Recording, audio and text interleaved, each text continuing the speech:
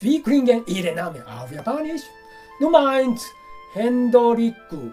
Noch einmal, Hendriku. Ja, das war Hendrik.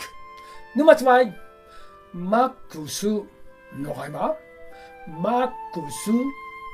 Ja, das war Max. Nummer 3, Christian. Noch einmal, Christian. Ja, das war Christian. Zwischenfrage. In Japan wird die deutsche Musik gerne gehört.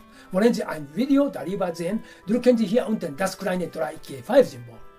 Nummer 4, Ulrike. Noch einmal, Ulrike. Ja, das war Ulrike. Nummer 5, Lara. Noch einmal, Lara. Ja, das war Lara. Wie war es? Konnten Sie alle Namen erkennen? Bitte schreiben Sie es in die Kommentare. Und wir hören weiter deutsche Namen auf Japanisch.